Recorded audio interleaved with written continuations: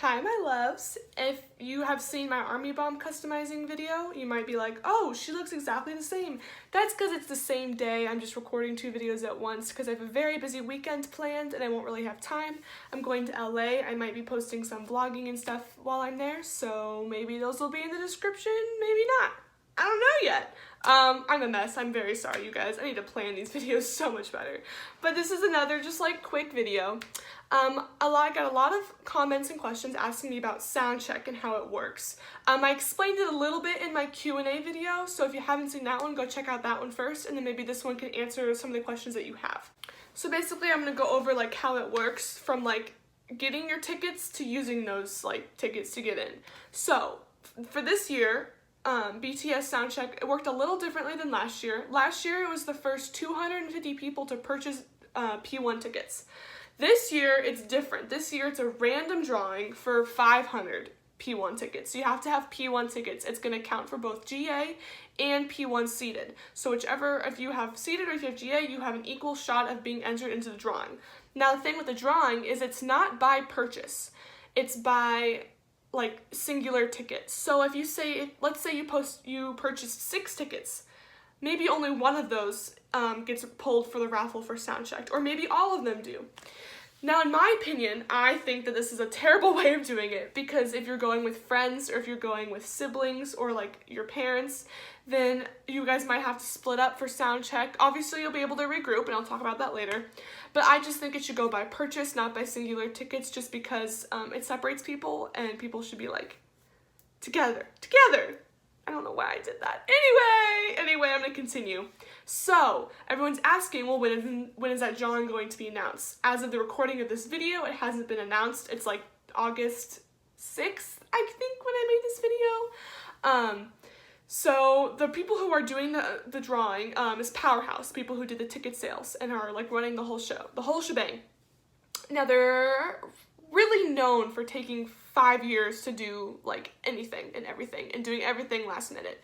So in my opinion, I don't think we're gonna know if you have Soundcheck or not until the day before or the day of. If we're lucky, it'll be the week before, but if we're lucky, because it's Powerhouse, you guys. Like, I know everyone's gonna be pissed about that. I'm mad about it too, because you have to take that into account when planning your flights, when planning when you get to the venue, all that stuff. So we're not going to know yet, but the way you're going to know is you're going to get an email. So they're going to send you an email. It's going to be the email you connected to the tickets when you bought those tickets. So the one that you've been using to get all those ticket updates is going to be the email it's going to be sent to. And now you're asking me, well, what if I have resale? Like, I don't have an email connected to those tickets. That's where the problem comes in.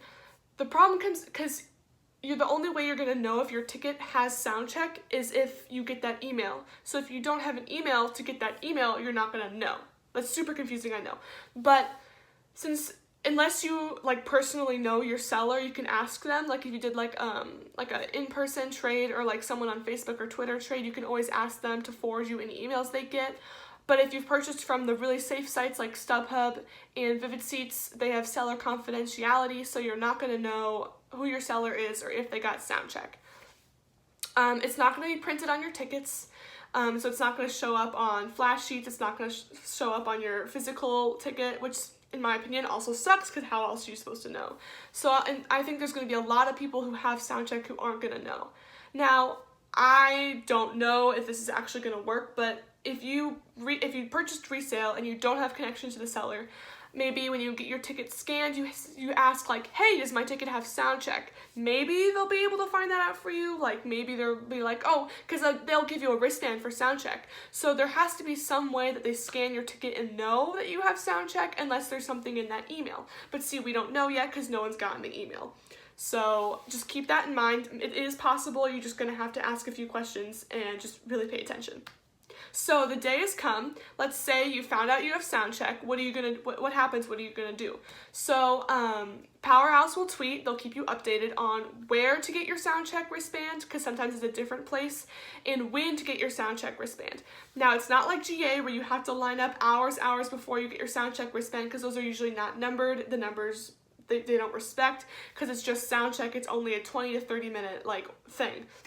So you're going to get your wristband, and you're going to go to the line for Soundcheck, and this is a Soundcheck only line usually. Now you're saying, well, if I have GA, how do I also line up for that? Well, the Soundcheck wristband thing is usually after you get your GA wristband. So let's say you'll get your GA wristband, and then you'll go stand in line for your Soundcheck wristband, and then once you get that, you go stand in line for Soundcheck. So time comes for Soundcheck. It's usually between 2 and 4 p.m. depending on when the show is and what time the artist wants to do it. So maybe you can kind of plan around there so you're like at the venue by that time. And so the security is going to lead you into the venue. You're going to watch Soundcheck. So if you don't know what Soundcheck is when the artist does a few songs. They're not in like performance wear. They're usually not in makeup. It's super like low key.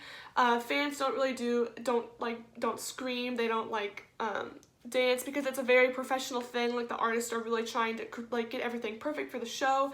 So try not to be like too loud or too like crazy. You're also not allowed to record, and security is always super duper strict about this. Like they will take your phone and they will delete the videos. Like I have not seen a single Soundcheck video anywhere, maybe one, and someone was like recording the ground so you can only hear it, because they're that strict about that. So if you're like going in there hoping to record, I don't think that's going to be possible without getting your phone taken away, which would suck because then you can't have it for the concert when you are actually allowed to record. So just keep that in mind. So they'll finish their sound check. Then the security is gonna have everyone from Soundcheck leave. You don't get to stay there. Even if you have GA tickets, you don't get to stay there. You have to leave.